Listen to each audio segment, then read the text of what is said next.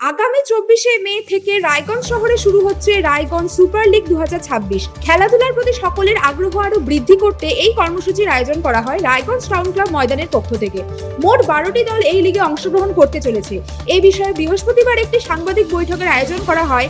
সেই বৈঠকে town club ময়দানের সেক্রেটারি অরিজিৎ ঘোষ জানান, রায়গঞ্জ সুপার লিগ 2026 এই বছর তৃতীয় বর্ষে পদার্পণ করছে এবং ডিস্ট্রিক্ট লিগের আগে এই লিগের আয়োজন করা হয় প্রস্তুতির জন্য, যাতে পরবর্তীতে ডিস্ট্রিক্ট লিগে রায়গঞ্জের খেলোয়াড়রা ভালোভাবে অংশগ্রহণ করতে পারে। এই বিষয়ে টাউন ক্লাব ময়দানের সেক্রেটারি অরিজিৎ বাবু আর কি জানাচ্ছেন শুনবো।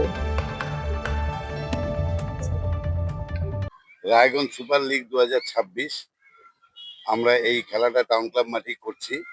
এই খেলাটা আমাদের এবার তৃতীয় বর্ষে পা দিল। আপনাদের ডাকার উদ্দেশ্য আমাদের জানানো যে আমরা এই রায়গঞ্জ টাউন ক্লাবে 3 বছর ধরে এই লিগ করছি এবং এই লিগে যাতে আমাদের রায়গঞ্জের ছেলেরা খেলার সুযোগ পায়।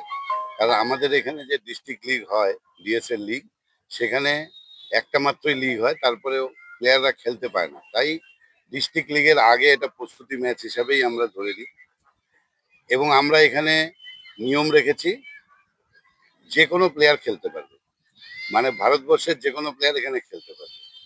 তাই আমরা মনে করি যে বিপক্ষ প্লেয়ার যদি ভালো না হয় তাহলে খেলার মান ওঠে না। এই জন্য আমরা এখানে একটা লিগ করছি। খেলা আমাদের 12টা টিমের খেলা হচ্ছে এবং ডিস্ট্রিক্টের এবং আশেপাশের ডিস্ট্রিক্টের বা অন্য জায়গারও প্লেয়াররা এই মাঠে খেলবে, তাতে প্রতিটি প্লেয়ারের খেলার সুযোগ যেমন বাড়বে, খেলার কোয়ালিটি মানও বাড়বে। এই জন্য এই খেলাটা আমরা প্রতিবার অনুষ্ঠিত করি। এই খেলাটা আগামী 24 তারিখ রোববার থেকে শুরু হতে চলেছে, দুপুর 2:45 থেকে। কটা ক্লাব অংশগ্রহণ করছে? এখানে 12টা টিম অংশগ্রহণ করছে। জেলাপতি না জেলার বাইরে? এখানে যে কেউ খেলতে পারবে, কিন্তু সেই লিগের যা নিয়ম সেই নিয়ম অনুযায়ী খেলতে পারবে। সই করতে হবে আগে, তাদের আমরা আই কার্ড দেখবো। যেভাবে লিগ হয় সেই নিয়মগুলোই থাকবে, তার সাথে থাকবে যে ওপেন টু অল, সবাই খেলতে পারবে। অজিতবাবু, যেটা সবচেয়ে একটা জানার বিষয় যে আপনারা প্রতিবার এই লিগের আয়োজন করেন, ক্রিকেট টুর্নামেন্টের আয়োজন করেন, আমরা দেখে আসছি, কিন্তু এখনো প্রত্যন্ত গ্রাম অঞ্চলে পুষ্টির অভাবে বেশ কিছু প্লেয়ার খেলতে আসতে পারে না, টাকার অভাবে তারা যাতায়াত করতে পারে না। এই ব্যাপারগুলো কিভাবে দেখছেন? এই ব্যাপারগুলো তো চিরজীবনের, এটা নতুন না, এটা চলছে। এটা আমরা যতটুকু পারি আমরা চেষ্টা করি। আমাদের এখানে টিফিনের ব্যবস্থা আগামী কিছুদিন আগেও অব্দি ছিল। আমাদের এই টিফিনটা স্পন্সর করতো, কেন সেরকম এখন স্পন্সর পাচ্ছি না। তো আমরা ক্লাবের তরফ থেকে এমনি টিফিন বলতে ছোলা, এবং আমরা সিনিয়ররা যেদিন যেরকম পাই, আমাদের ক্যান্টিন আছে, সেই ক্যান্টিনে ওদের টিফিন করানো হয়। কিন্তু আপনি যেরকম বলছেন পুষ্টির অভাব, সেই পুষ্টিটা সত্যি দেওয়া হয় না, এটা অভাব। এটা আমাদের রাজ্য সরকারকে বা সরকারকেই দেখতে হবে। জেলা থেকে ভারতবর্ষের টিমে ফুটবল খেলছে আমাদের জেলা, এখান থেকে ভবিষ্যতে কোনো সম্ভব? হ্যাঁ, সম্ভাবনায় ফুটবলার অনেক আছে, মেয়েদের মধ্যেই বেশি আছে। আপনারা যে প্রীতিকা বর্মন খেললো, সে হাতিয়া স্কুলের থেকে, সেরকম হাতিয়া স্কুলের প্লেয়াররাও যেমন আছে, আমাদের এখানেও কিছু প্লেয়ার আছে সম্ভাবনাময়। অলরেডি আমাদের এখান থেকে কিন্তু এই কোচিং ক্যাম্প থেকে ইস্ট বেঙ্গলে খেলছে এবং বিভিন্ন ক্লাবে, কলকাতার ক্লাবে খেলছে। স্যাম মেটালিতে আছে, প্রতিভা আছে, কিন্তু আমরা সেইভাবে মেলে ধরতে পারছি না। এই আপনাদের আগের কথাতেই আর্থিক একটা আমাদের এখানে অসুবিধা হয়ে যাচ্ছে।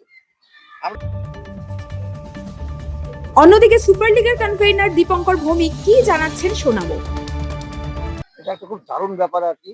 অরিজিৎদার নেতৃত্ব এবং রাজকান্দা আরো যারা টাউন ক্লাবের আছে, তাদের যে পরিশ্রম, যে টুর্নামেন্টগুলোর মাধ্যমে আমাদের রায়গঞ্জের যে প্লেয়ার যারা আছে তাদেরকে রাজ্য তথা দেশের মাটি থেকে খেলানোর যে পরিকল্পনা, সেটা অরিজিৎদা এই ব্যাপারে দিন রাত্রি পরিশ্রম করে চলেছে। তার সাথে রাজকান্দা চারো ক্লাবের কর্মকর্তারা আছে।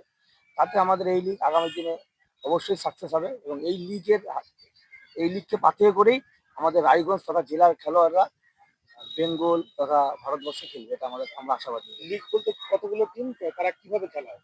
লিগ হচ্ছে 12টা দলের খেলা। দুটা গ্রুপ আছে, এ গ্রুপ আর বি গ্রুপ। এ গ্রুপের থেকে দুটা দল সেমিফাইনালে আসবে, বি গ্রুপ থেকে দুটা দল সেমিফাইনালে আসবে। এ গ্রুপের সবার সাথে সবাই খেলো 6টা টিম, বি গ্রুপেও 6টা টিম সবার সাথে সবাই খেলে 4টা টিম আসবে সেমিফাইনালে, ওইখান থেকে নক আউট হবে, তারপরে ফাইনাল হবে। ফাইনালটা আমরা এখনো, যেহেতু আমাদের আরো কিছু শিডিউল আছে, একটা অন্ধদের একটা ফুটবল প্রতিযোগিতা আছে, এটা বিরল ব্যাপার। অরিজিৎদার একটা চরম একটা প্রচেষ্টার ফল আগামী দিনে রায়গঞ্জবাসী দেখবে। ব্লাইন্ড ফুটবল, যেটা খুব ভালো ব্যাপার, এটা একটা মাঝখানে একটা খেলা।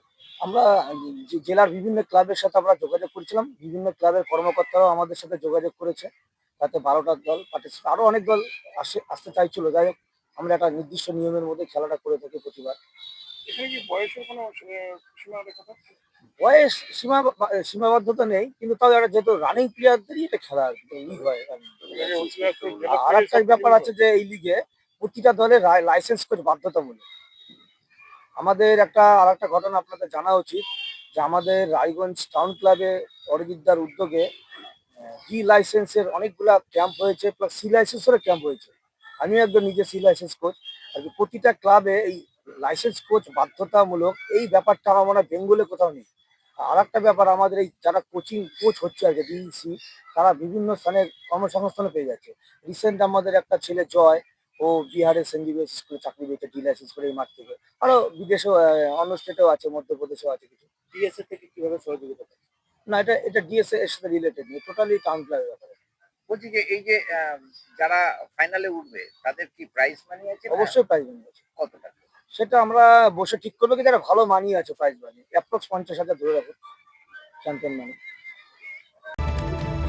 দেশের সব খেলোয়াড়কে এই লিগে অংশগ্রহণের জন্য আহ্বান জানানো হয়েছে। তাদের এই উদ্যোগ যে খেলাপ্রেমীদের মধ্যে খেলার প্রতি আরো আগ্রহ সঞ্চার করবে সেই বিষয়ে কোনো সন্দেহ নেই। রায়গঞ্জ থেকে বিশেষ প্রতিনিধি রিপোর্ট, টাইমস 14 বাংলা।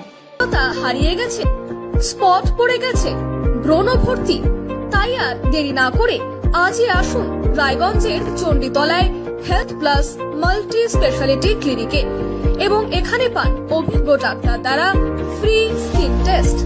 আরো বিস্তারিত জানতে যোগাযোগ করুন 9674895169 এই নম্বরে।